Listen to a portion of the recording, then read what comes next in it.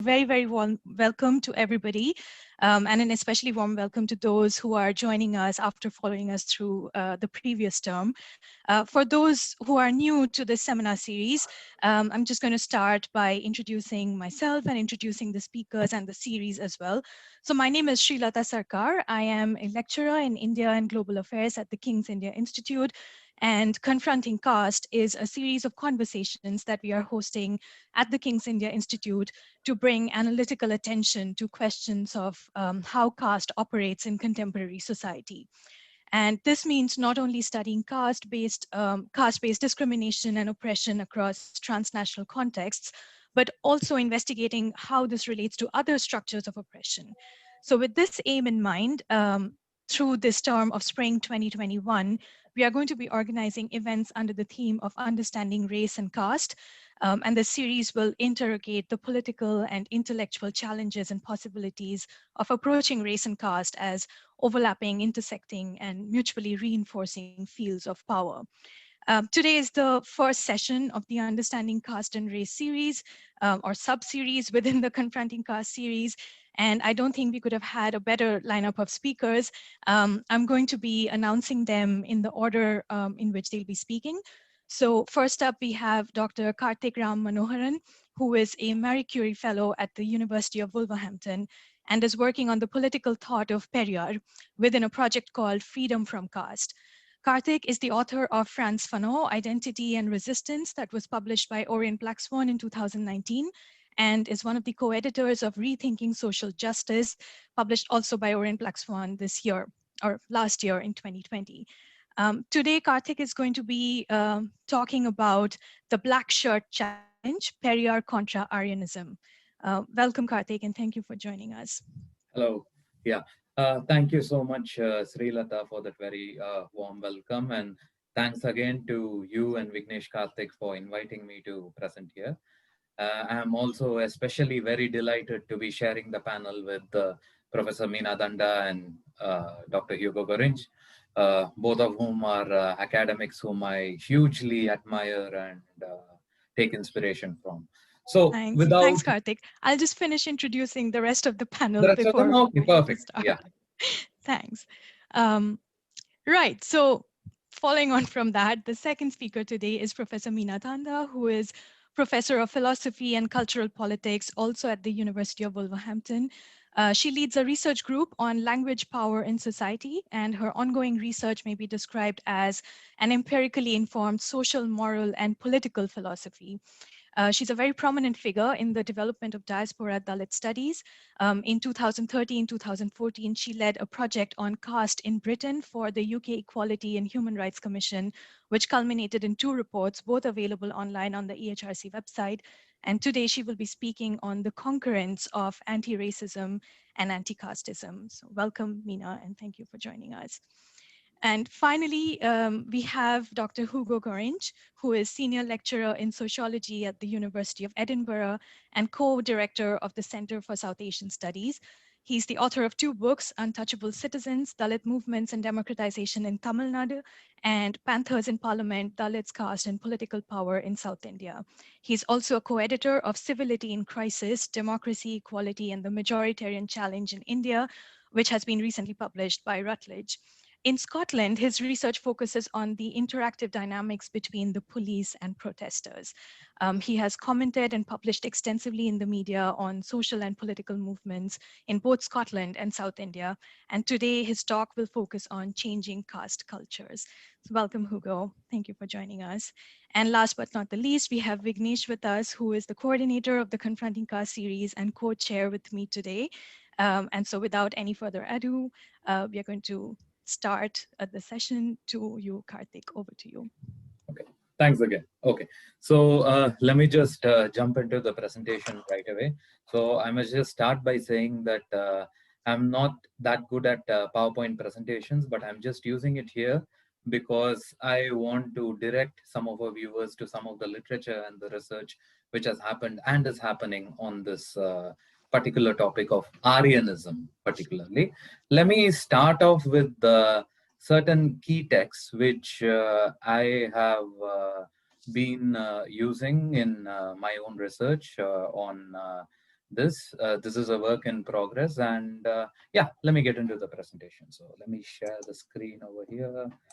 Here is the PowerPoint presentation. Okay. Okay.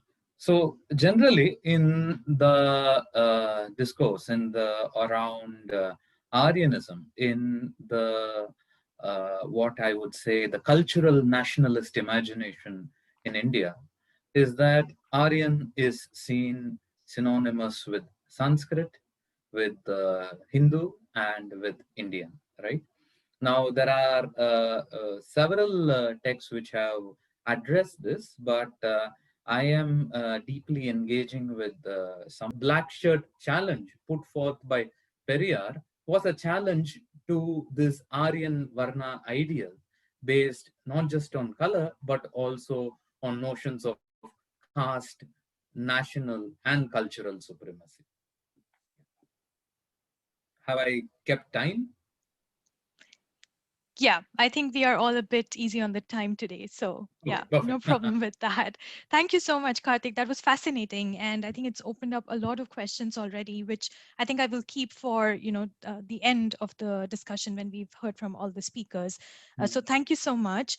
I will now invite Meena to please present her talk. Karthik, can you stop sharing your screen, please? Oh yeah. Oh, okay. Do we do that? Yeah, done. Is it? Has it gone? Yes, it's Yeah, gone. Thank perfect. you. Yeah.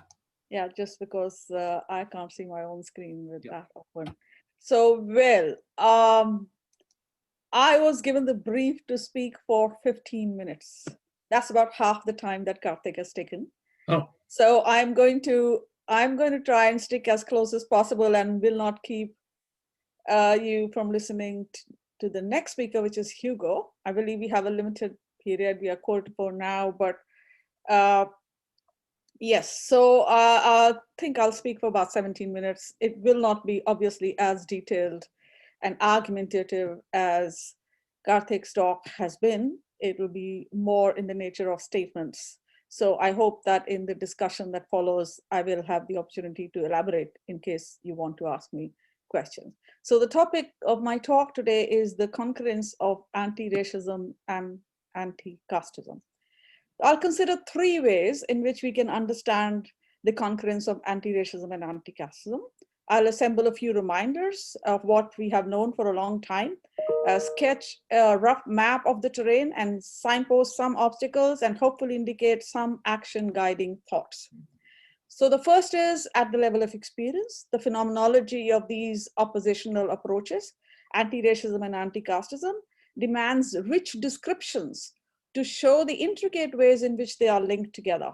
We can form an idea of the conditions within which these two stances, anti-racism and anti-casteism, can coexist and mutually support each other. That's be the first. The second, briefly, will be the juxtaposition of conceptual apparatus which underpins these oppositional approaches. So which you can draw from historical, anthropological, and lately also literary sources to glean how theoreticians, intellectuals, scholars have drawn these parallels, sometimes illuminating, sometimes actually obfuscating, however the case may be. And third, by paying attention to the legal apparatus available in any given jurisdiction, in our case that of UK, we can evaluate the feasibility of measures that might facilitate actualizing of anti-casteism as a form of anti-racism through the practice of litigation. Those are the three. So the first, at the level of experience, just to tell you a couple of stories. This is from the research that I've done over the years, people that I've spoken to over the years. I'm just giving you a couple of examples to show the complexity of this issue.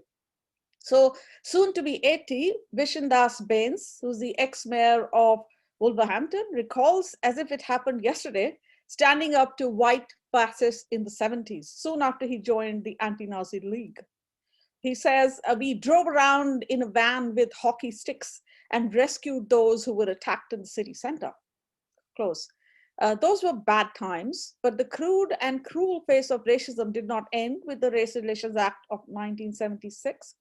Well into the late 80s, after his term as the mayor of Wolverhampton, the experience of running a convenience store at the edge of an estate in the predominantly white town of Bridgnorth was to bring more bitter experiences. He recalled the time he caught cheating a white employee who managed his meat counter. She was actually a part-time policewoman at that.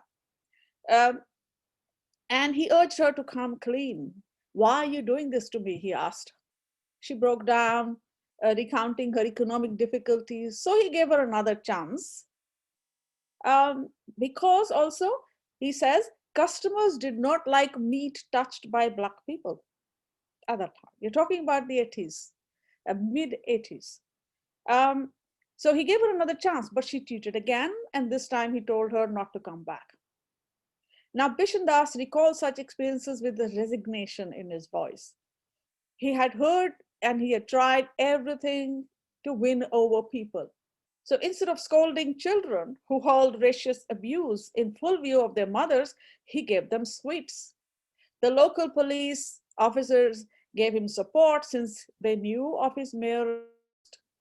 Then, interestingly, going down memory lane, Bishan Das also recalls his experience of casteism.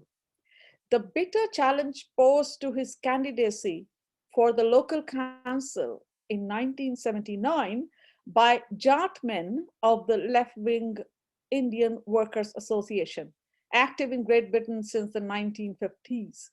So he tells me that in a civic hall meeting in Wolverhampton, he went to the stage to say that IWA was a Jat Sabha. So here, caste is experienced as a divider. Activists on both sides, Ambedkarites and communists, Bishan Das is an Ambedkarite, Ambedkarites and communists really ought to be in one group, given their serial position defined by the common subjection to racial denigration. There is a basis for a group formation united by the project of anti-racism. But this project does not take root until much later with a newer generation of anti-caste activists like Satpal Moomin of Caste Watch UK, who are fully attuned to the global synergies of anti-casteism and anti-racism. Let's take another example. A young manager in a post office slighted by a woman in a junior position who does not accept his authority due to his lower caste status. He recalls his experience of casteism with anger. He believes that caste conflict within the community is the same as 20 years ago, but taking his other experiences into account, concludes that racist prejudice is a bigger problem than caste prejudice.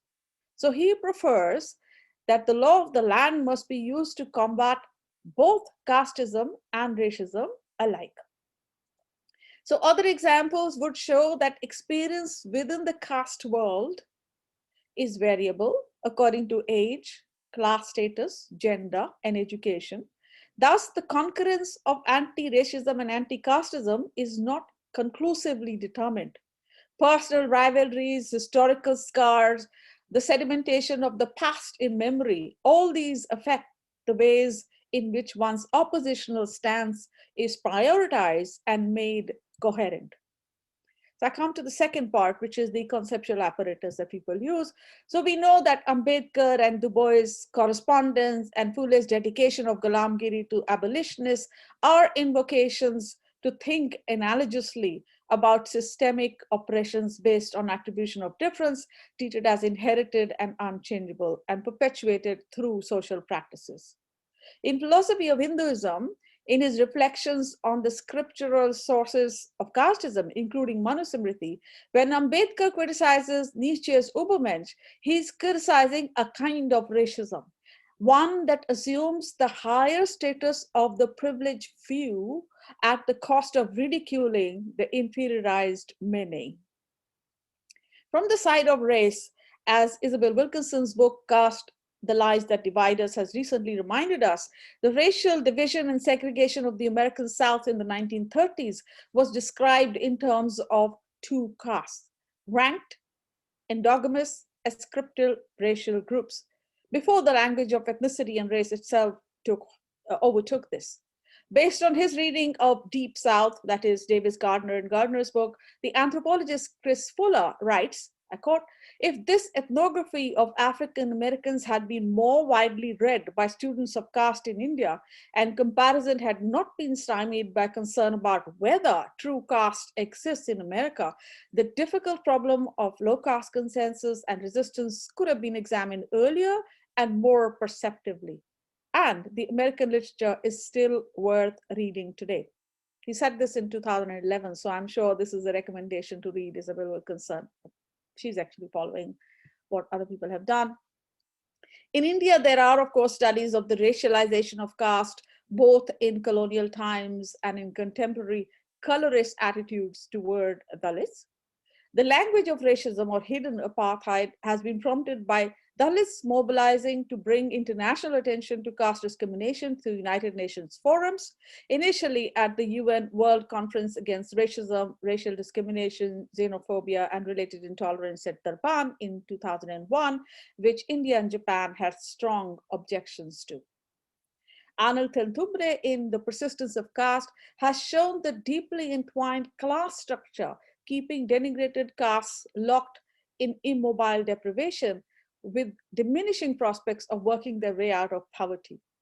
This leads him to be less sanguine about intermarriages and other social ameliorative measures. In this, I feel he underestimates the importance of the social in pushing the agenda for anti-casteism.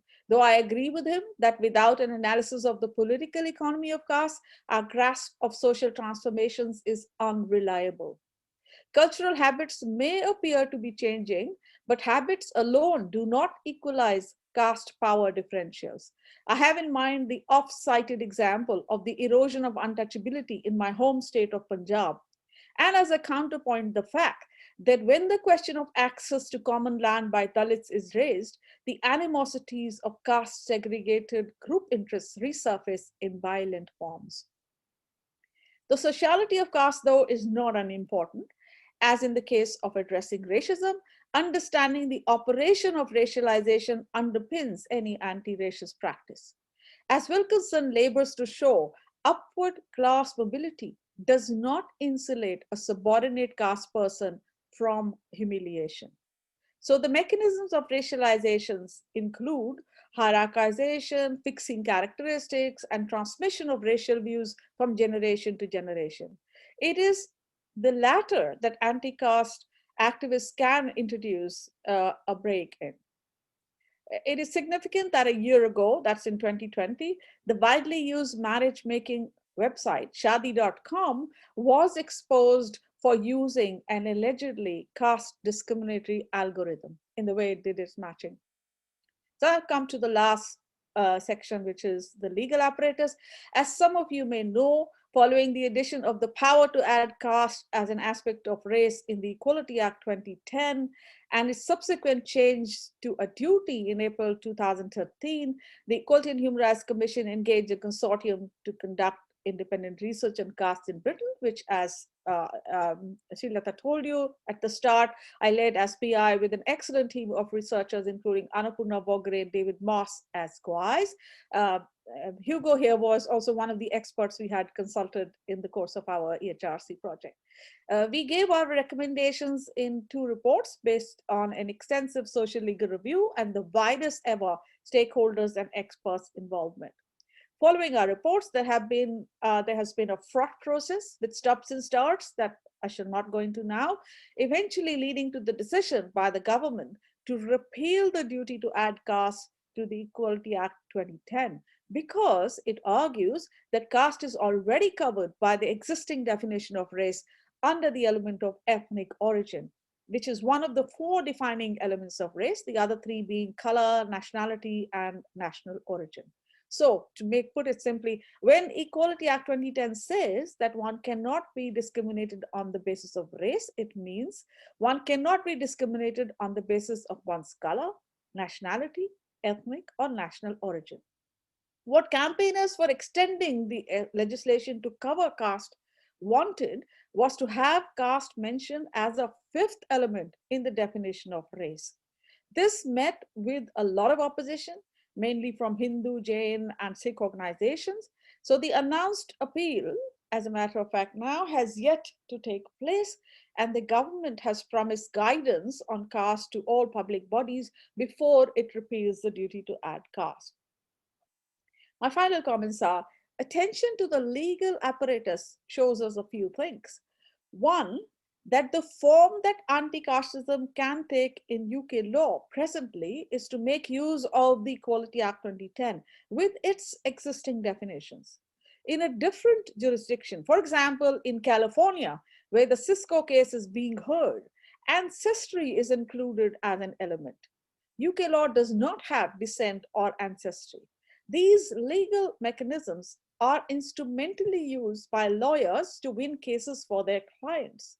Whatever will get justice for their client will be deployed. So the second point I want to make is that the sociological meaning of these terms, descent, ethnic origin, or caste, is encased in the legal meaning, as it were. There is no clear isomorphism between race and its definitional equivalents. So at this level, to talk about a race-caste equation makes no sense. But that should not be seen as a problem. This is immediately obvious if we reflect on the fact that race itself is understood not as a biological category, which has been long discredited, but as a legal category. So race, quote unquote, is real in this legal sense. We have laws which we can use to address racial discrimination. Thus, given the particular legal location of caste in the Equality Act 2010, anti-casteism becomes anti-racism in another way. I'll stop here. Thank you. Thank you so much, Meena, for putting it so succinctly. And you've, I think, not only kept time, you've kept it, shorter than what you promised to, but, given it so much, richness within that amount of time. Thank you very much. And again, I will come back to you with questions when we get into the discussion part of the panel. But before that, we have our final speaker. I want to invite Hugo to now, please. Go ahead with your talk, and feel free to share screen if you have slides to share. Excellent, thank you.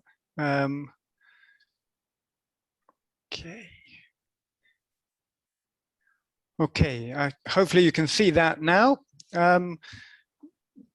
The slides are there more to have some pictures for you to see, so you don't have to keep looking at me, and to wake people up a wee bit. And also because the stuff that I'm talking about lends itself to these images. So to begin with, a huge thanks to Srilata and Vignesh for organizing this wonderful series of talks. I haven't been able to attend some of the others, but I've looked at them, and you've brought together a brilliant range of people, and I'm honored to be in that company. Thanks also to my fellow panelists for 2 great talks, and to the audience, many of whom I recognize and many of whom would be better placed to talk about this than I. I'm afraid I should begin with an apology, which is that while these themes are central to my research in many ways, a combination of homeschooling and lockdowns and all the rest of it means I haven't been able to give it the sustained thought that it deserves. So what I offer here are a series of reflections rather than a coherent talk in the way that my fellow panelists have provided. I should also, given the topic, note the privilege of my position and the responsibility it brings to highlight continuing practices of casteism and to support the struggles of for equality and justice on, in both against caste and race. So my starting point for the We Talk today is my interest in social movements, which is what took me to South India many, many years ago to study an offshoot of the Black Panthers, the Dalit Panthers, a branch of whom had opened in Tamil Nadu. They call themselves the DPI, or Dalit Panther Iyakam, the Dalit Panthers of India, and transformed themselves into one of the best known and most visible Dalit movements or parties in India today, the VCK, or Liberation Panther Party. immediately we see the interplay between anti-caste and anti-race activism just in the conscious echo of the Black Panthers. I have the images there to show how, you know, the central image of the panther was translated so readily across two very different contexts.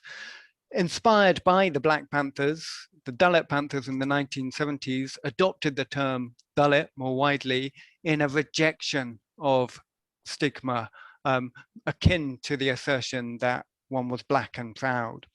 The group on whom my research is focused similarly engaged in these issues. And what I want to address today is the issue of the struggle against race and caste. So I'll start the talk by looking at two fairly well-known images. One, the differential policing experienced by Black Lives Matter movements in the US, as opposed to the, quotes, "Stop the Steal" demonstration that led to the storming of the Capitol earlier this year.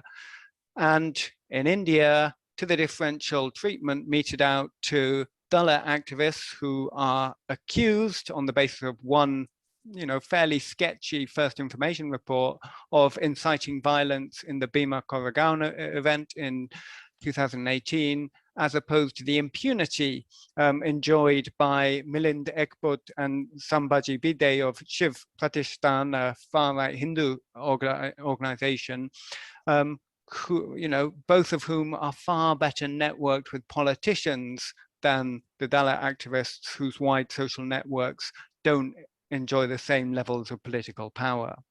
And the reason why I wanted to start here was the insights provided by Jennifer Earle, whose study of social movement repression highlights that states crack down heavily when activists pose a threat to power holders and/or to the core values of a state. You can see here how both Black Lives Matter and Dalit activists do precisely that. But she notes that such repression is harsher still when those on the streets are seen as weak, either numerically or socially. And what we've seen in the way in which the Dalit activists have been hounded and repressed is their targeting because they are seen as socially dispensable, because they have been targeted as urban Nakshals. As this case shows, differential treatment is not reserved for repression alone. Beyond repression and state inaction in terms of implementing the law, such attitudes map on to social standing and status. Addressing broader social impacts of systemic inequalities, Du Bois, who Mina also mentioned, coined the idea of the psychological wage of whiteness. As the quote on the slide there shows, he notes that it must be remembered that the white group of laborers, while they received a low wage, were compensated in part by a sort of public and psychological wage. They were given public deference and titles of courtesy because they were white.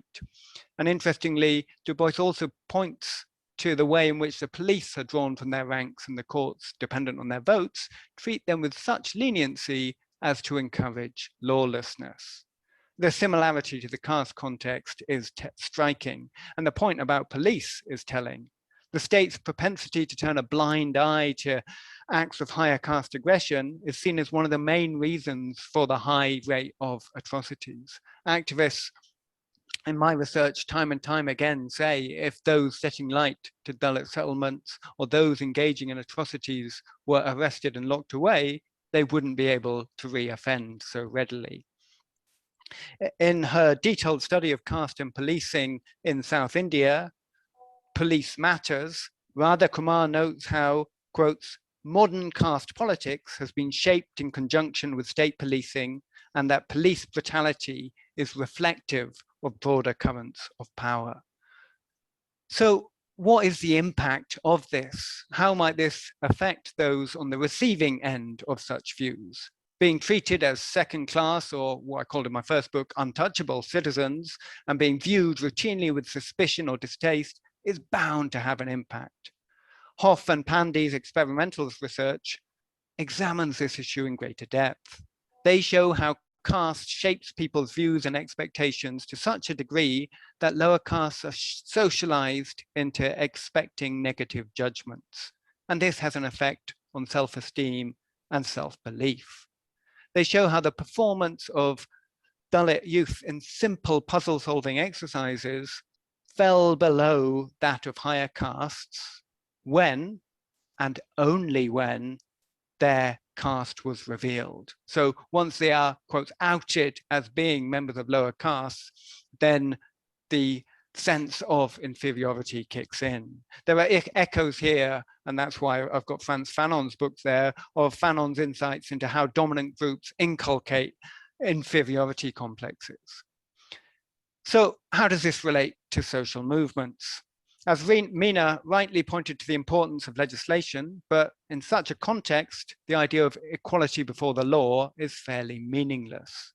Laws, as numerous scholars of social mobilization note, don't exist in a vacuum. Authorities need to be monitored and held to account in order to implement the laws that have been passed. Movements against caste, in other words, need to challenge prevalent cultural norms and attitudes.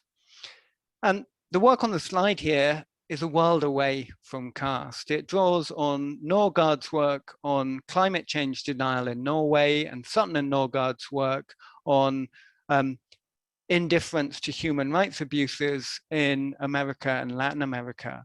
But what their work highlights is the routine processes through which we skirt around difficult issues, reassure ourselves that we are doing our best, and avoid bringing issues up in everyday conversations. We structure difficult and complex issues like racism or casteism out of our daily conversations and thereby render them invisible.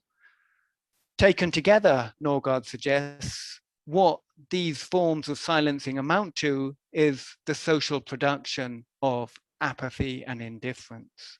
Ideals do not just realize themselves, as Jeffrey Alexander argues, they have to be fought for. And he therefore considers social movements as having pride of place in the dynamics of civil societies. How does this play out in a caste context? Well, the Black Lives Matter movements and protests that swept around the world last year in 2020 arguably generated huge shifts in precisely the sorts of regards that Jeffrey Alexander is speaking about, in creating conversations around the difficult issues that for too long we had ignored. Just in the UK, we suddenly have space for interpersonal and institutional conversations about systemic racism. Cultural bodies like the BBC have, quotes, discovered Black Britain. Just yesterday, we had the shortlisting for the film awards, which were more diverse than they'd ever been. And otherwise apolitical entities like sporting bodies have affirmed commitment to rooting out racism. A similar societal response was seen in India around the Delhi rape case in 2016, but has been signally lacking in terms of the wider Dalit movement. So far, Dalit movements have not received a similar reception. Indeed, activists pointed out how few of those using the hashtag Black Lives Matter in India rally to the cause of Dalit activists when atrocities are committed at home.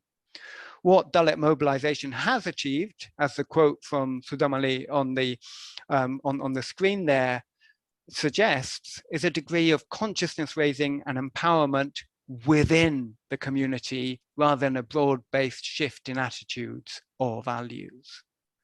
So a few more points before I conclude. Such self-assertion that Sudhamani talks about has generated some struggles for social mobility that emphasize caste identity rather than pushing against it. Caste, as Mina pointed out in her talk, is a divider, or as Ambedkar put it, a division of laborers, not just of labor. Caste mobility, therefore, doesn't necessarily equate to anti-caste activism. Just as in Brazil, there's a saying that money whitens and that socioeconomic status translates into racial boundary crossing, in a caste context, you see processes whereby money and power can lead to a process of Sanskritization, can lead to an improvement of status, as we saw with the Nadars in Tamil Nadu. And the picture on the screen there relates to the Palla community, one of the main scheduled castes in Tamil Nadu, who are now called the Devendra Kula Valalas, who are lobbying to escape from the scheduled caste category to be seen as MBCs instead.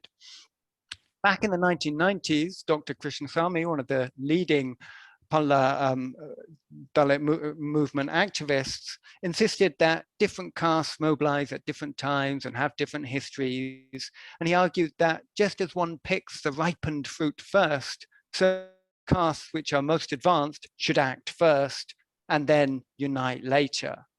The strategy is highly contentious, however, as Devendras are now said to adopt similar attitudes towards castes below them in the caste hierarchy as they experienced from those above them.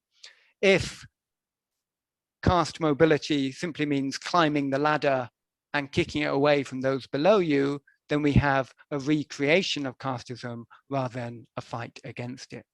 So what might anti-caste activism look like? Anti-caste activists may mobilize on the basis of caste. Indeed, they often have to. So I'm not saying that mobilizing as a caste is problematic, but anti-caste activists do not mobilize for the sake of caste. Examples of such activism include all of those mobilizing as Dalit rather than around a caste identity, and mobilizing against the entrenched inequalities of caste. Karthik spoke about Periyar, who led the way in a simple act of abandoning his caste identifying surname. And his example has been followed by Dalit movements across India in order to unsettle the ordering of caste. Indeed, one of the reasons why one is subject to so many questions about what your name is and where you're from is in order to place you in a social order. Different movements have sought to unsettle these orders through strategies of naming. Movements, however, also stake claims that render power visible. They suggest alternatives, and they suggest different ways of doing things.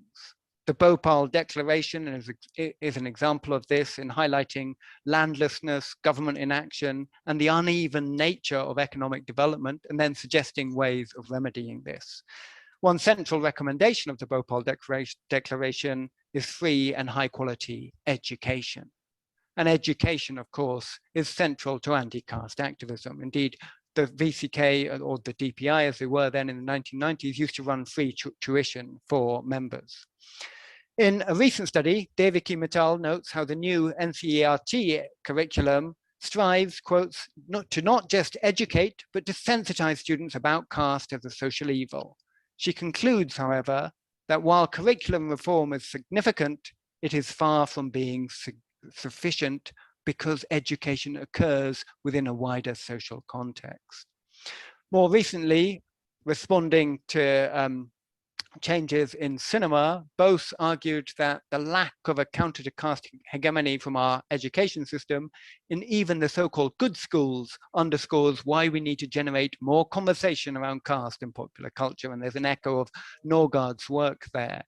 He argues that new cinema by people like Paranjit may be offering such a move towards different conversations. So to conclude, in continuing to highlight caste abuses, demand equal citizenship, and call for the implementation of legislation, Dalit movements keep the dream of a civil sphere alive. Constitutional morality is not a natural sentiment, as Ambedkar noted back in 1947. It has to be cultivated. It particularly needs to be cultivated, as Jawahar suggests in an interview I did back in 2012, amongst the privileged castes. Now, one key step here is to challenge the many silences of caste, calling out caste violence, recognizing caste privilege, and condemning caste inequalities wherever they happen, such as questioning the railway budget about manual scavenging. The institutional strategies to maintain castelessness individually and collectively, Vidayathil argues, help to reproduce upper caste power by obscuring the concentration of structural advantage and privilege based on caste. I want to close briefly by talking about the issue of silence and rebellions against it. The picture of the woman on the bottom right-hand side of the screen is of Kausalya, a young woman from a dominant caste who fell in love with and married a Dalit man. This so enraged her parents, because she was transgressing caste norms, that they paid thugs to attack the couple. They were attacked in broad daylight, an attack caught on CCTV. Shankar was killed and Kausalya was left for dead. Despite this being in broad daylight, none of the main parties in Tamil Nadu condemned the casteism of the incident.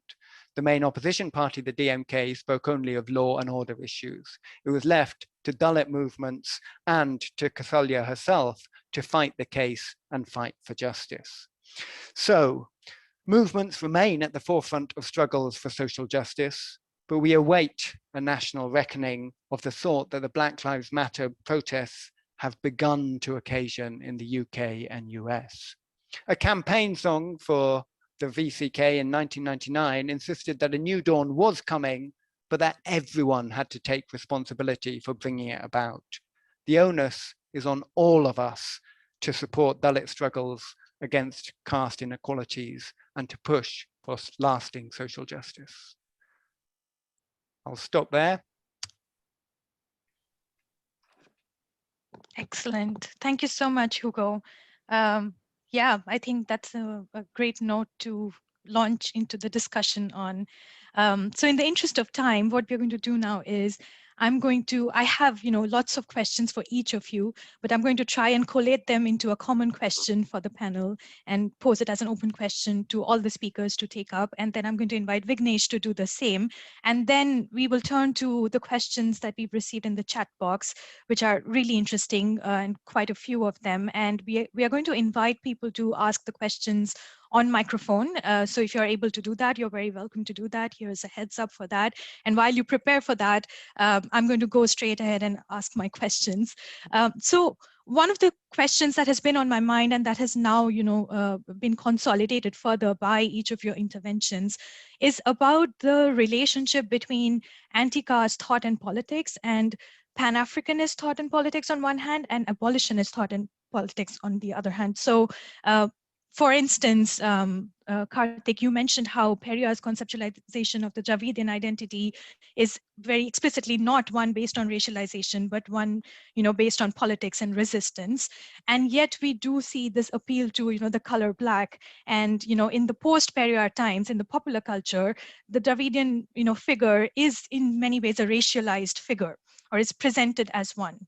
And then, of course, you worked on Fanonian thought as well. So if you could speak to, what are sort of the potential or possibilities of anti-caste thought and practice converging with Pan-African thought and practice, and if that is something that is happening at all, and if you have come across any instances of that, and then kind of picking up on the same, Meena, I was really struck by your anecdote of how the person in the meat shop said people don't like meat touched by Black people, and it reminded me of another anecdote from the anti-segregation movement in USA, where even after schools and shops had been desegregated, the swimming pools were the most difficult to desegregate because somehow that was seen as a more kind of intimate space where, racial mixing was somehow more scandalous than, other contexts. And that makes us wonder, we think of untouchability as, a very peculiar aspect of caste, but is it in some ways, written into all forms of racialization?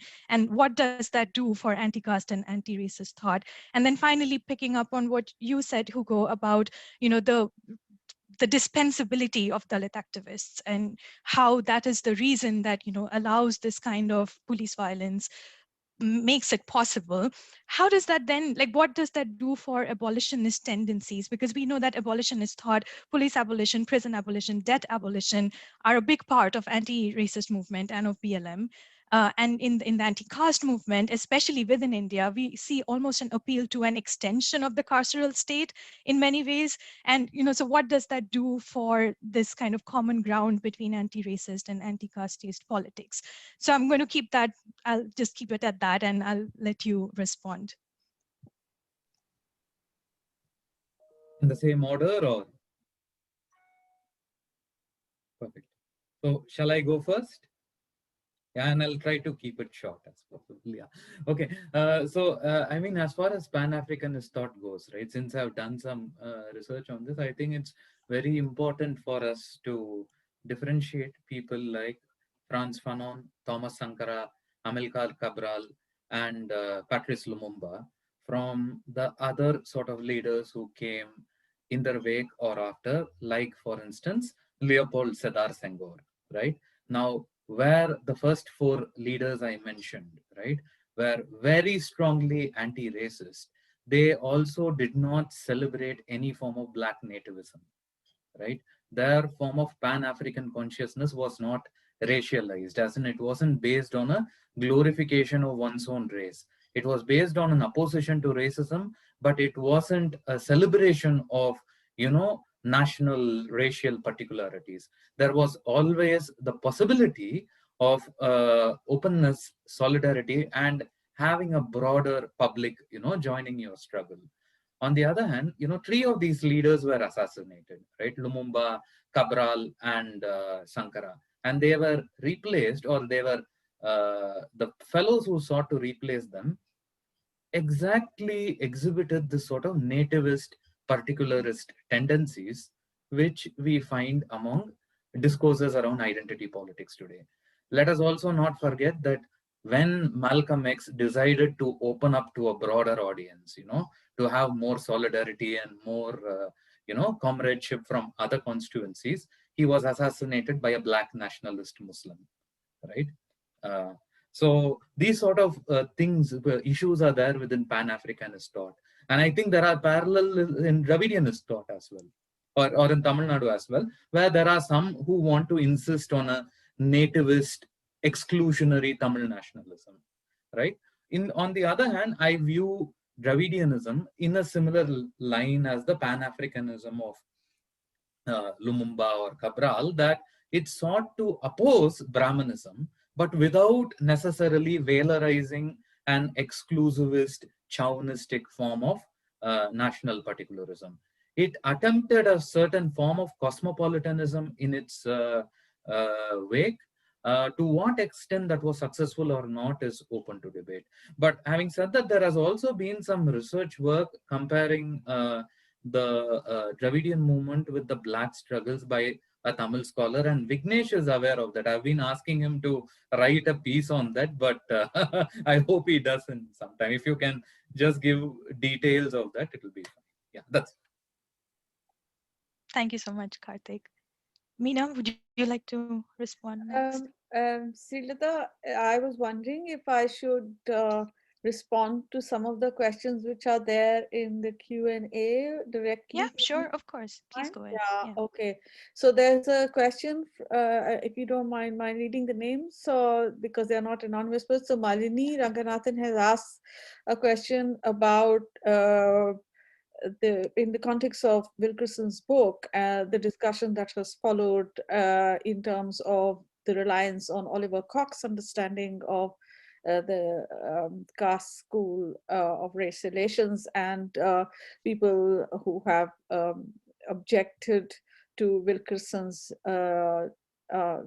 giving, her rejection of Cox, because she's in favor of Berman and Middle and others by comparison with Cox. And so I've been asked, these debates go on, and what to so I think since whoever has removed the question because you've said it's answered, I wanted the question in front of me. I think so that's it's Vignesh. disappeared because Can bring it back into the. Yeah, I'm not. I need to read the question. So please don't say it's already answered. Sorry, if you could just click on the answered tab. Can you please do that? It's just not there now. The questions. Oh, in the answered. Yeah, okay, fine. it's still there. Thank Yes, you. yes. Sorry. Thank you. Thank you. Yeah, Thank yeah, you. yeah. Okay. Sorry. Right. So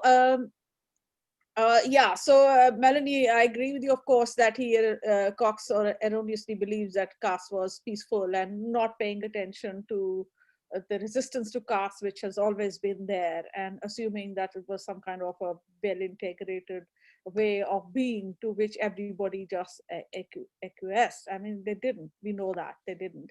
But your question is that these debates go on. How does one navigate this debate? And can one think of a race, caste, capitalism?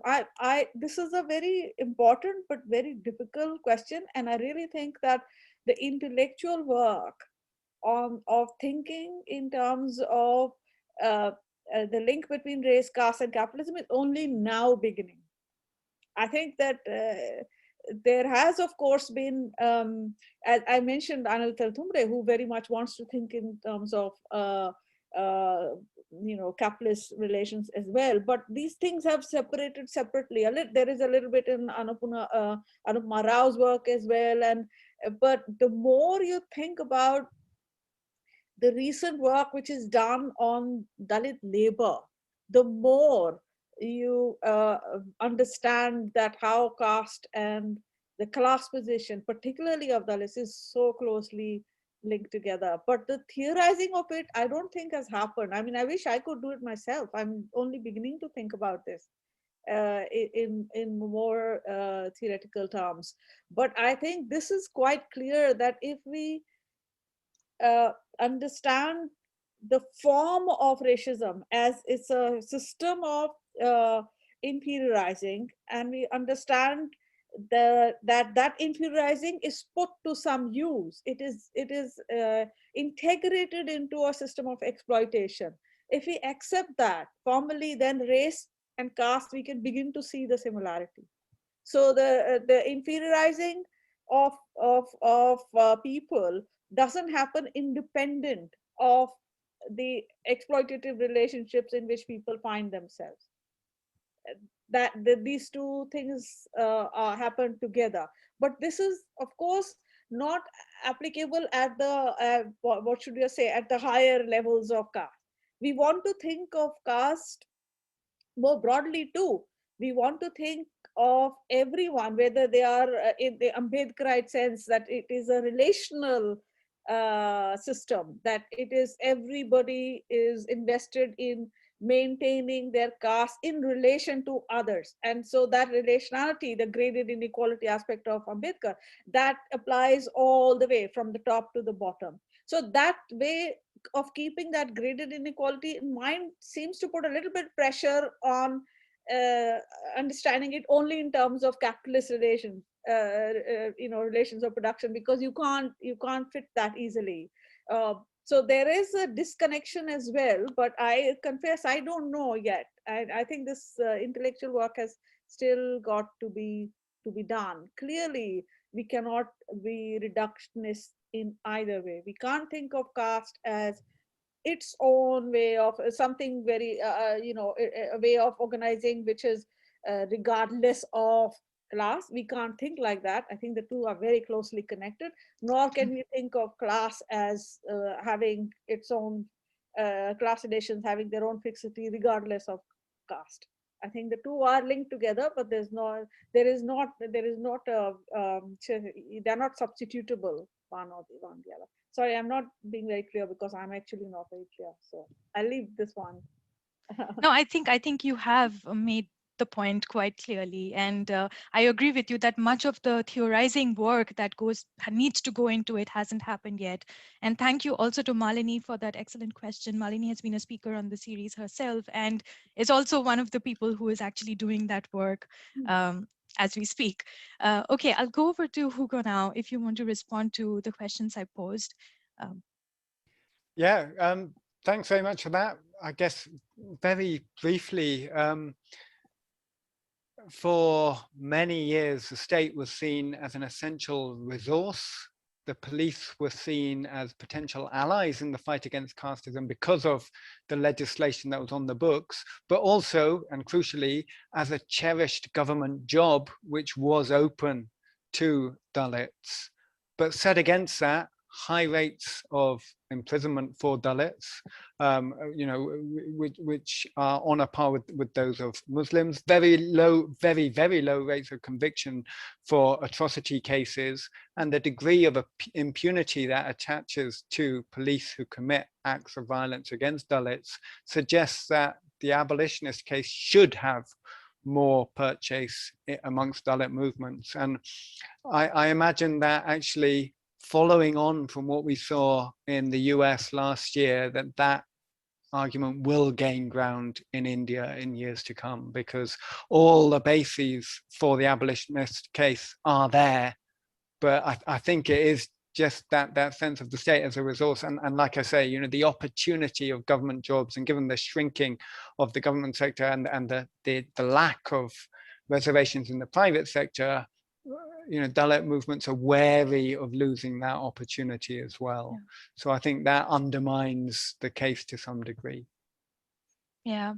Thank you, Hugo. Just as you were speaking, I'm reminded of a series of articles that Sukanya Shanta has written in The Wire about not only the disproportionate imprisonment of Dalits and Bahujans, but also the kind of caste-mediated way of functioning of the prisons, and how prison labor is distributed along caste lines. And yeah, if the audience is interested, you can look that up. So we will be going 15 minutes over time, because we did start 15 minutes late. So I'm now going to invite Vignesh to pose his set of questions before we open up to the rest of the audience questions as well. Thank you, Srilata, and thank you to the three of you for your brilliant presentations. I'll keep it short. And I'll go in the reverse order, if I may. I'll start with Hugo. So, I really like the fact, in fact, this is something that I've been talking for a while now, that politics should be a means to social change, which is not the case of late. That idea is sort of, dwindling very sadly. So, and the fact that you situate Dalit, the cause of Dalits in the larger social movements is also very compelling, and very important. So therefore, my question is, while yes, there is a need for solidarities on one side, and on the other side, there's a mix of, changes in relative mobility among the lower castes on one side, and then there's also accentuated fissures on the other, like how the BJP is trying to sort of play in Tamil Nadu, for instance. So how do we go about now conceiving a social movement which is rooted in building solidarities against, dominant or exclusionary cultures? Probably it's a lot more difficult now than it was in 1920s or in the 40s.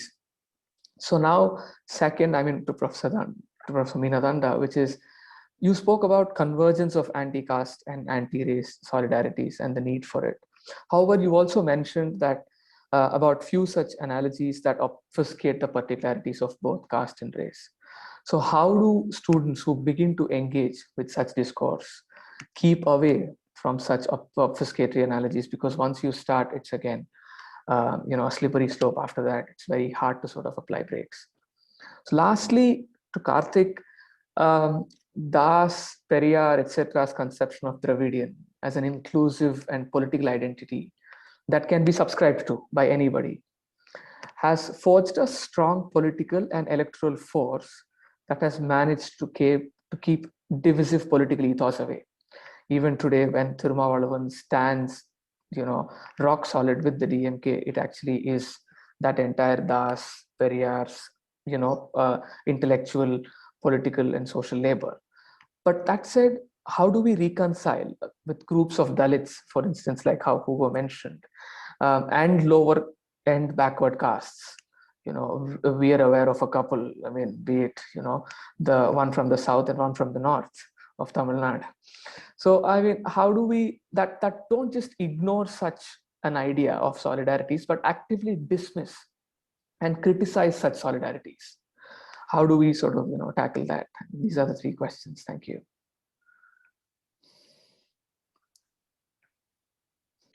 Shall I go first, given that you came to me first? Thanks, Vignesh. Really great questions. Just a brief note to a question in the Q&A. I was asked about the railways budget and manual scavenging. Although the government of India, prohibits manual scavenging, those cleaning the railway tracks are employed by the government and provided no protective equipment at all. In fact, several years ago, Thirumavalavan walked out of the presentation of the railways budget on this issue simply because the government refused to concede what he was talking about. So that's what I was alluding to.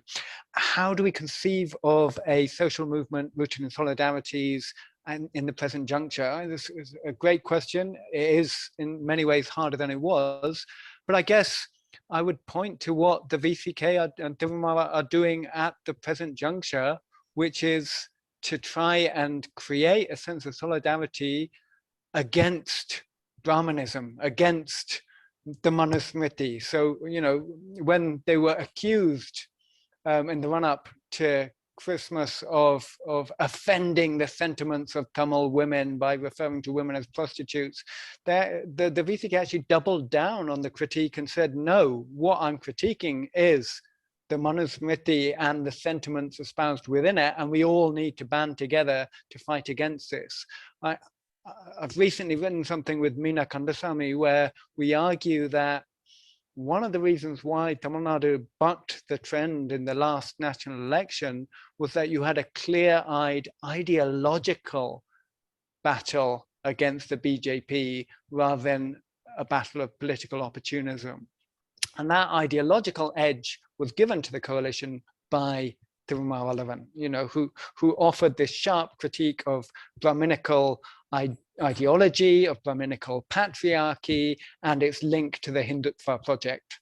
So at the present juncture, I would suggest that that is the way you build solidarities. You bring on board progressive forces. I mean, now, if ever, progressive forces who hadn't previously allied to the Dalit movement may choose to do so, given that all dissent is being cracked down upon. And so that's what I would suggest for now. Okay, it's my turn. Thank you for that question, Vignesh. It's there are many ways in which there is obfuscation, and I didn't go into too many details, but one of the things is that people get stuck on the question of definitions and start and think in terms of what is race, what is caste. Well, there have been, these are, I take as academic curiosities in many cases, and you know, these are also all sorts of, there's lots of vanity involved as well in between squirrels between academics as to how to define things. But I'm not that, I think we should see where that discussion takes. If there is no link back to how people's lives might be addressed by a clearer understanding of a concept, I don't think that there is much point in going that way. So so even as an academic, I think you know, it's important to see where a purely theoretical question has got disconnected from life. It's very important to keep that connection alive at any point. So that's one of the things I want to say, that so obviously people are saying, you know, people have devised other terms to talk about these things. So we want to talk not of race, we want to talk of racialization. We want to, you know, so you try and understand a little bit more how a certain terminology is put to use. Okay, so I mean, the philosopher Balibar, in a lecture I wrote, he revisited his book Race, Caste and Nation. I don't know, a few years ago, or 2-3 years ago, there was a talk he's done revisiting that, and he talks about this, that you know, we should not be bothered with the philology of it, of the concept. The terms are used, you know, so terms of abuse are used, and terms of you know, caste terminology is used, racist terms are used. So we pay attention to the use which is put to a certain language. Now, the problem doesn't end there, because when you have to address it, as I've given you example of the law, it looks like somehow that has to mirror this use as well. And that generates its own problems. And that's why in the UK case, people were, I think, wrongly it's going on about how use of adding the word caste will entrench caste. This was a continuous refrain, that it will entrench caste, as if caste doesn't already exist. That somehow adding caste will make it, will prolong it. You know, as if adding caste, I mean, did the Race Relations Act or the Equality Act add to racism? I mean, it's strange. Is there any way of, this is obfuscation, that by naming something, you're creating it. Because what is the alternative? To just keep your head buried in the sand and not look at these things? Will they just go away if you don't look at them? I'm being polemical here, but that's what is my response. You know, how can you possibly not name things which are, you have to name them if you want to get rid of them. There's no other way.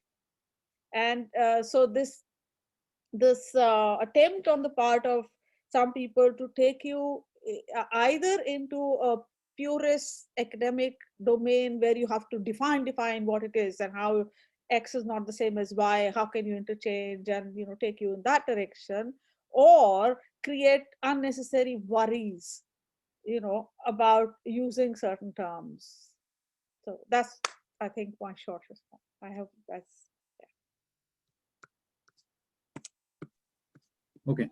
So Vignesh, I'll try to respond to your question as shortly as possible, right? Okay.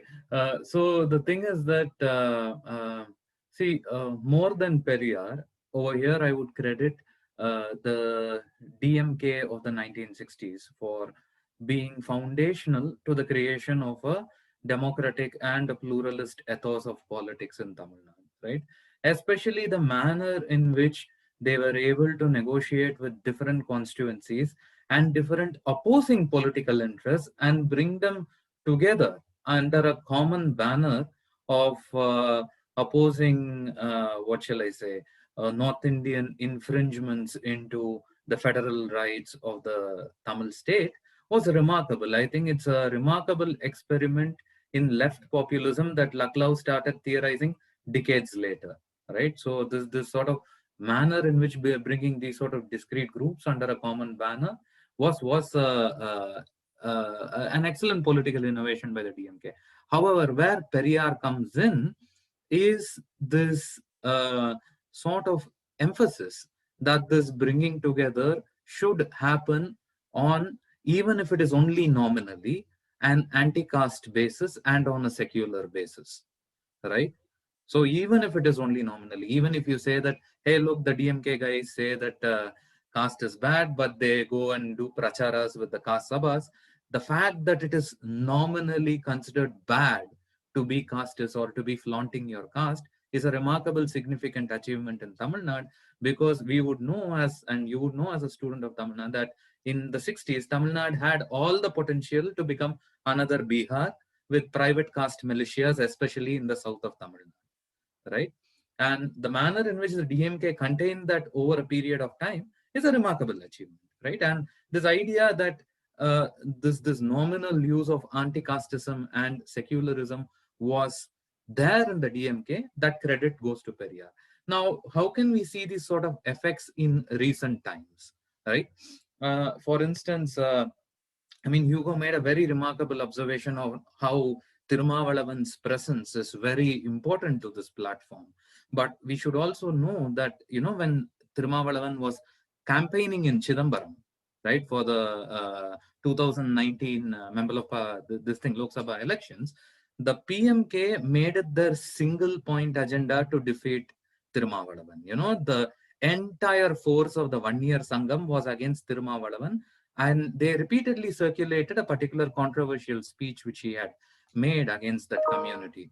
However, what is also significant is that there was a counter campaign by DMK cadres on the ground, many of whom were themselves from the intermediate caste and 1-year community, among the dominant, numerically dominant 1-year communities, that no, don't go for your caste pride or caste association. Here is a candidate who can deliver things to you. He is a candidate who's not just for his Parayar community, but for all communities as such. The manner in which they changed Tirumavalavan from a particular leader to the broader universal leader was remarkable. This is the way in which practical solidarity operated in this particular instance.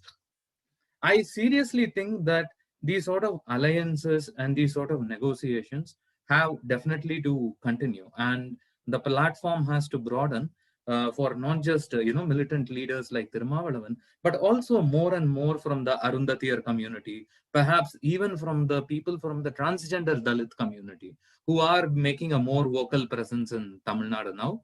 So these sort of platforms need to broaden, and I think generally the Dravidian platform is broad enough to accommodate all of this. Now, having said that, I just want to make a sort of a observation on Hugo's presentation, which he made. This is an thing which I seriously think deserves further studying, the Devendra Kula Vellalar question, because this is something which I've been following for quite a while now, right? So not only are they going against the scheduled caste community and identity, they want to be taken out and be categorized as MBCs, but also all of their prominent leaders are militantly resisting the Dalit identity as such, right? So Hugo Orange would definitely be aware that Krishnasamy has said on many times in the recent past that he will file a case against those who refer to the Devendra Kula Vellalars as Dalits. John Pandian, who is another more militant leader, has said that he will cut the tongue of people who refers to the Devendra Kula Vellalars as Dalits. Now, I'm just having this open question: what will this mean to the possibility of a large-scale Dalit mobilization in Tamil Nadu as such? So that's just a question to Hugo, if he could probably answer. Yeah.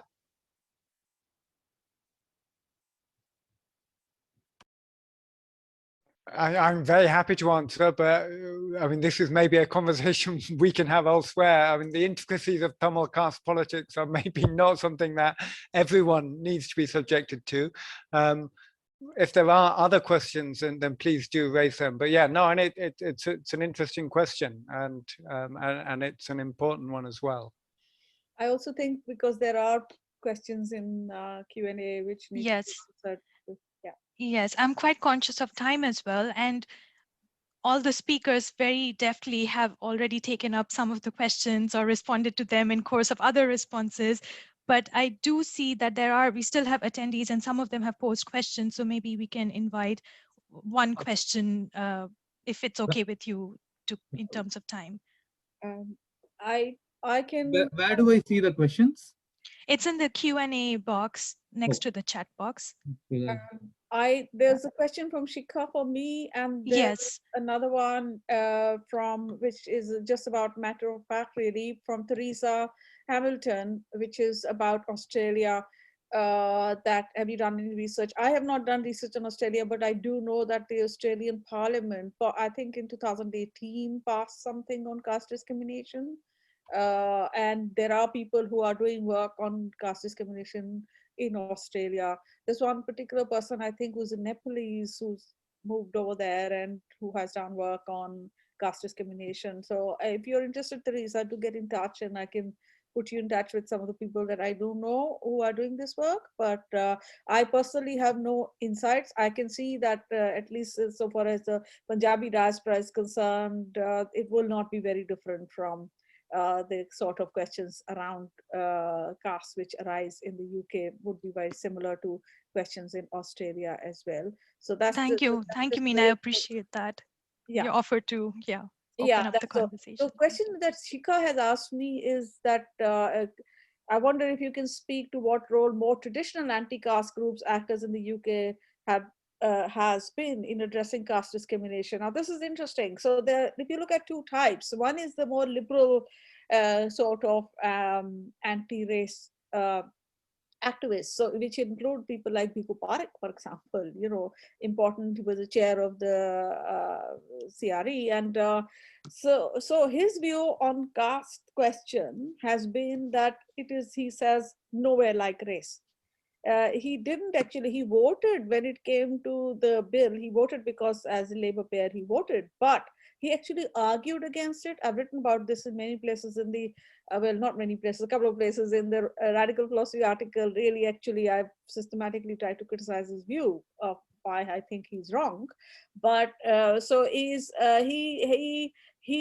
didn't think that caste was a problem in the way race was, because only the extreme form of caste, he thought, that is untouchability, may be a problem, but it is very little, not small, and so we really don't need to add caste. So he wanted to make a distinction between, so it's not an Ambedkarite view really, because Ambedkarite view is one where you do not separate out the problem of untouchability from the broader question of caste. Untouchability is an extreme form of it, but nonetheless, the casteism is a much bigger issue. It's about, and it structures society in a wider way. And so if you want to have something with respect to, to speak about anti-casteism, then you need to have that broader view. It's precisely for that reason that there has been so much opposition, because people say, okay, we can address discrimination, but it's like, don't touch caste discrimination where it happens, but don't touch caste. So there is still an investment in the idea of caste identity, which people across the board have. And we have organizations which are caste-based organizations in the UK. There's no law against them. You can have them. And that means that in the UK context, the traditional anti-racist groups, who would we take as traditional? I gave the example of IWA, the Indian Workers Association, and I showed how they came into conflict with a Dalit who was fighting for elections in Wolverhampton. And there has been this rancor between the two groups for a long period of time. I heard down with communism slogans being raised at the outside the House of Parliament rally by Ambedkarites. So there is a tension there between people, but some groups like South Asia Solidarity Group, for example, has come very much in favor of the caste legislation. They were invited to the HRC workshop. They did. Southall Black Sisters were, but I don't think they have continued to take interest. I don't know why, but they were, and they did participate initially. So the anti-racist actors in the UK, sometimes maybe because of lack of knowledge or being swayed by the argument from the other side that caste discrimination isn't that big a problem, want to keep their hands off. Only a few of them really want to engage in it. And interestingly, I have seen now it's more from theoretical understanding that the interest in caste has increased in the last. Your seminar is an example. Similarly, in LSE, there are seminars taking place. It didn't happen so much from the point of view of activism. It didn't happen when the actual campaign was happening. It's happened because suddenly, theoretically, it has become important to understand this, which is fine. I don't mind where it comes from, but if we come to the same point in the end, whichever route we take. So yes, I think I've answered that question, I hope. Yes, I think you have.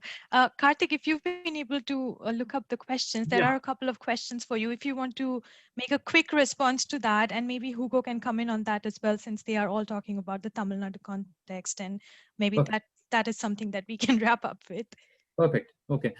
So there is a question by Sarah Hodges, but there's also a comment by Sarah Hodges that she has left. So should I answer that or should I mail her? Go for it. I mean, it'll be in the recording then, and everybody will be able to She can access have it. a look at it. Okay.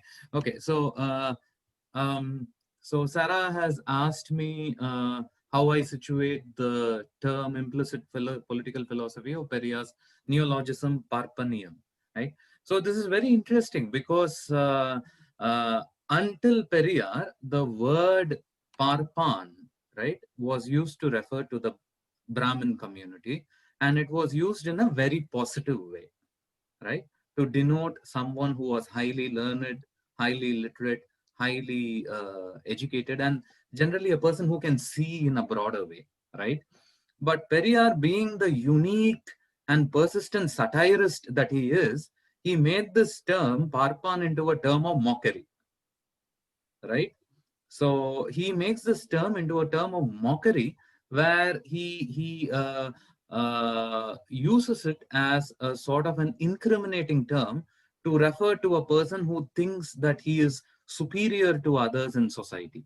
So the manner in which Periyar uses this term Parpaniyam is analogous with Aryanism and Brahmanism. To Periyar, Parpaniyam means Brahmanism, means Aryanism, right?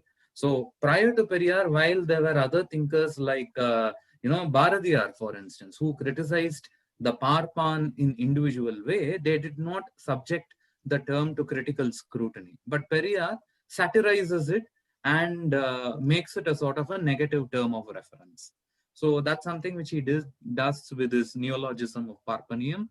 And what is the other question? From Manvi Singh. Yeah.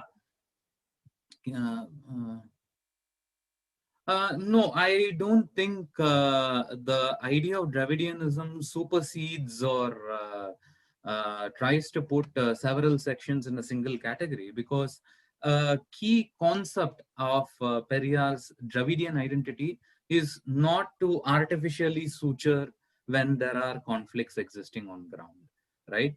So for instance, when there is a conflict between high caste non-Brahmins and low caste non-Brahmins, Periyar takes the side of the low caste non-Brahmins and acknowledges that such a conflict exists. Likewise, when there is a conflict between the low caste non-Brahmins and the Dalits, he takes the side of the Dalits. And between the Dalits, when it is between the guys who are on the topmost and those on the bottommost, he takes the side of those on the bottommost. So at no point on his time, he tries to elide over or suture these identities and these conflicts into this broader meta-narrative of the Dravidian identity. In that sense, I would say that it is both his greatest strength, but also his weakness. His reluctance to suture different identities together, I think it also is both a strength as well as a weakness.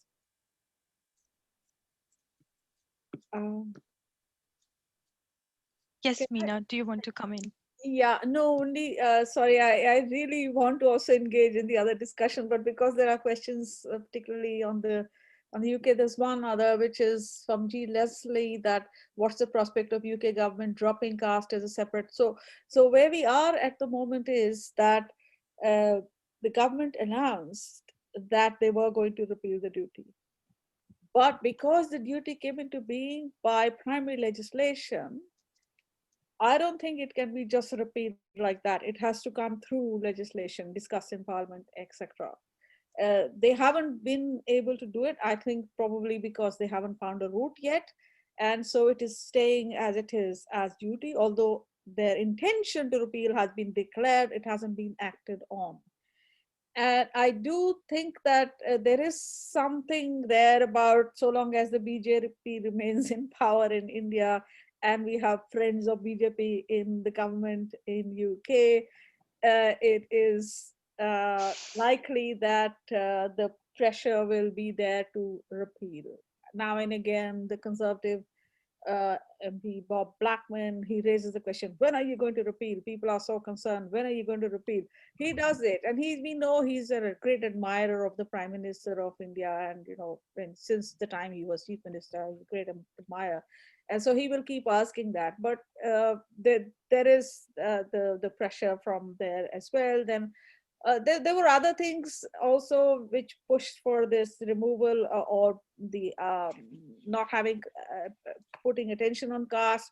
Post Brexit, this idea that we have to have business and it will annoy, but who would it annoy? I mean, the thing is that you already identify India with the upper caste and businessmen with the upper caste, and all of those assumptions are made. Whereas if you were more concerned with justice, why would you assume that whoever comes to power, that there will be a problem?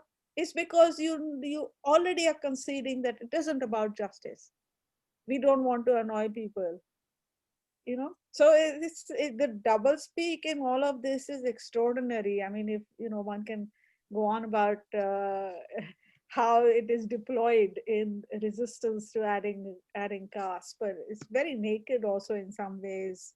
That people are putting forward their interests and what interests they want to defend, and how they couldn't care less if there were a handful of people who suffer caste bullying, if there were some people who promotion was stopped, or if there was somebody who didn't get accommodation because of their caste. It doesn't really matter. There are a few. It doesn't matter. By and large, everything is fine. That's what they want to say. Sorry.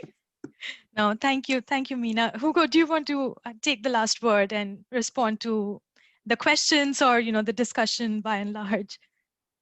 Sure, though, as you've been saying, I'm also conscious of time. So there's one last question there on whether caste was first hypothesized on paper and then brought about into society, or the other way round. And of course, there's no definitive answer there. Ambedkar took the line that, you know, what we saw was the incremental incorporation of broken people or tribals into, you know, settler society and incorporated on uneven terms. And I guess what we can point to is what Srinivas called a difference between the book view, you know, the theorized version of caste, and what you find on the ground. So I would say that it's, you know, caste is not rigid, it's not static, it has always changed, and it continues to change and adapt to the changing environment. And then just one final thing on Periyar and Brahmanism. I would say that with the move to politics with the DMK and ADMK, the anti-Brahmanism of Periyar's radical thought became anti-Brahmin politics, leaving the ideology of Brahmanism intact, which leaves the way open for groups like the Devendras to adopt a Sanskritizing logic, which doesn't annihilate caste, but changes their position within the wider structure. And I think that is something that needs to be addressed by a properly anti-caste politics. But thanks so much for organizing this. Can I quickly respond? Okay. Yeah, very quickly, 30 seconds. I won't make it a back and forth. I'm sorry for switching off the video. I have very little battery left, so I might go off at any point of time. Yeah, okay. No, Hugo, I agree. I mean, that's a very important point which you're making, but I don't think either the DMK or ADMK were anti-Brahmin, right? Because in fact, DMK was openly campaigning for Brahmin votes against Periyar. And much contrary to Periyar's wishes, and in fact, infuriating him like hell, the DMK aligned with one of his longtime enemies, Rajagopalachari, to win the 1967 elections, you know, where they sort of subsumed Rajagopalachari within their own banner. And likewise, the ADMK, I mean, MGR was the first person to introduce economic-based reservations, right? So I would say, I would agree with you that ADMK and DMK greatly diluted to a great extent the radical anti-Brahminism of Periyar. But I don't think those parties were anti-Brahmin. So that's my small point. Yeah. I just want to quickly underline what Hugo had said in his talk, and he has in his example just that caste mobility is not the same as anti-casteism. I think that's a very, very, very important thought. That it's both giving evidence of caste mobility doesn't mean that there is no caste. That's also that people say that this is happening, and you know, in this case, it particularly becomes true when you think about the UK and the mobility of people here and how they have moved up. So caste mobility, the evidence of caste mobility is no evidence of anti-casteism. Commitment to caste mobility is also not an evidence of anti-casteism. So at the fundamental question is, are you invested in keeping a caste world alive in however changing a form, or are you committed to destroying the caste world? I think that's a very fundamental question of values. Do you really want to keep it alive, or do you want to destroy it? But if you have genuinely got the idea of annihilation of caste as a goal, it may not be by conversion or whatever, but annihilation of caste, then of course everything that follows from it has to be followed. As in, it's not a problem only of some caste, it's everybody's problem. If I am committed to anti-casteism, I have to begin with questioning my privilege with respect to other people, some other people. So there is no escape from the implication that follows from truly being anti-casteist.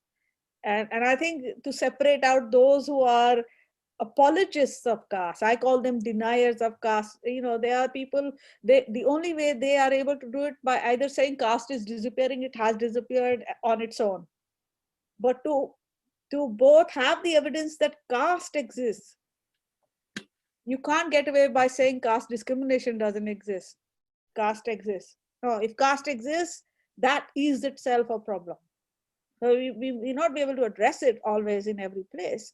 I don't know how many years it will take to address it, but that is really the problem. So I just wanted to support what Hugo had said there. Yes, and I'm absolutely in agreement with that. And thank you so much for actually hitting the nail on its head and telling us or showing us, what conversations we need to keep on having, and that this is a much larger conversation that, of course, goes beyond the seminar, beyond the series. But thank you so much for, bringing your contributions to the table. I'm going to now leave it to Vignesh to wrap it all up. Thank you, Srilata, and thank you, everybody.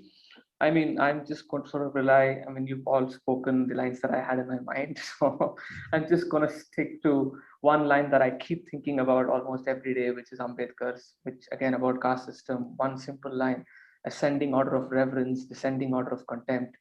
I think anybody who meditates over this line would understand how vicious this circle is and how important it is for politics to sort of, take us to, revisit or take us to social movements or initiate social change. But again, thank you to this panel. I mean, pretty vocal people. I mean, we've always had vocal people, and we're happy to have another bunch of vocal people who've been very, very, very candid in a certain sense, but also unabashedly sort of took the questions on, did not sort of, did not move away from questions. And again, I always like to think about caste as this beast that constantly needs to be tamed. I mean, I'm not sure if we can annihilate it yet. I think it needs to be tamed. And for that, the idea is to keep asking questions, to learn, to unlearn, to relearn. And on this note, I mean, I'd like to sort of say thank you very much. And also, I mean, we are Confronting Caste is a seminar and a podcast series. We want to do a lot more. I mean, the way Srilata sort of, conceived this, the idea is to have dynamic conversations. And I'd also like to sort of draw your attention to another set of things, which is our podcasts, where Srilata, again, being the host that she is, there are 4 dynamic conversations as so far. You can find it on SoundCloud, or there's just one-stop shop. All you need to do is kcl.ac.uk/confronting-caste, and you will find all the work that we do there. The idea is, again, to keep the conversation going on, to ask the questions, and to sort of learn from people as long as we are able to. Thank you very much. Thank you. Thank you to our Thanks generous so audience who stuck around until, well over time. So thank you so much. See you next time. Goodbye, Really, everyone. thank you so Stay much. safe. Bye. Bye. Thank you. Yeah, bye.